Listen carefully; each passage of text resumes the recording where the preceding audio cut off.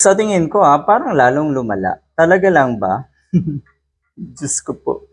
Eto, nag-alok po ng pabuya ang Blue Ribbon at Quadcom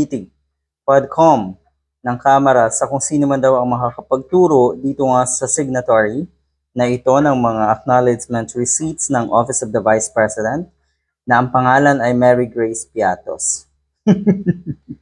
Sino daw si Mary Grace Piatos? Dapat nga sa puntong ito, alam niyo na agad na ito ay hindi totoo.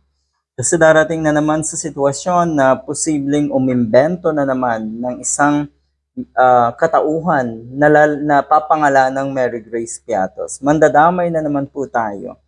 Sigurado darating sa punto na posibleng gawin yan ng Office of the Vice President para lang mayroon silang pruweba na totoo nga itong Mary Grace Piatos.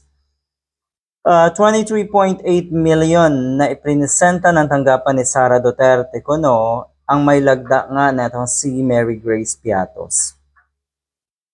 Nasaan na? Magpakita na. Magpakita na kung talagang may Mary Grace Piatos. So napakahabang proseso na naman yan. Titignan na naman kung totoo ba na Mary Grace Piatos ang pangalan. Ang dami na naman pepekehen. Ganon kalala ang nangyayari sa atin. Naniniwala daw ang mga mambabatas na ang cash reward ay makatutulong upang mapuwersa si Mary Grace Piatos na lumantad at dumalo sa pagdinig ng Kamara. So ayun, si Mary Grace Piatos na walang kamalay-malay. Okay. Eto, natatawa tayo dito. It's Mary Grace, alam niyo siguro yung Mary Grace na brand ng isang dessert. Mula sa committee ng Blue Ribbon at Quadcom, nagboluntaryo kami na mag-produce ng 1 million. So galing naman siguro ito sa bulsa ng mga kongresista. Good job kung ganon. Sino man ang magbibigay daw ng impormasyon? Diyos ko, pahirapan to kung nagkataon. Di ba? Mary Grace Piatos. Anyway, kung ano man itong mga ganitong klaseng paotot, minsan iisipin mo na rin na ang nangyayari sa ating bansa ang parang nagiging circus na lang. Parang nagiging puro kalimitan ay drama na lang.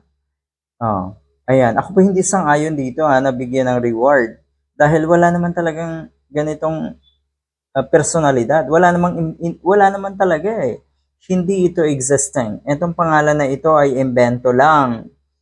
Marami pa daw yung mga pangalan na yun, pero for this particular invented name or feigned name, magkano daw? 23.8 million ang iprinesenta na resibo na may lagda ni Mary Grace Piatos alone.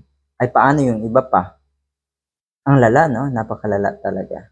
Ito ba ay hindi kaya ito'y hindi lang ngayon nangyari etong or ngayon lang na-discover, pero hindi kaya't ito'y matagal lang gawain ng mga politiko dito sa atin. Sayang lang or masaklap lang na ang pinakamalala ay kay Sara Duterte. Good luck.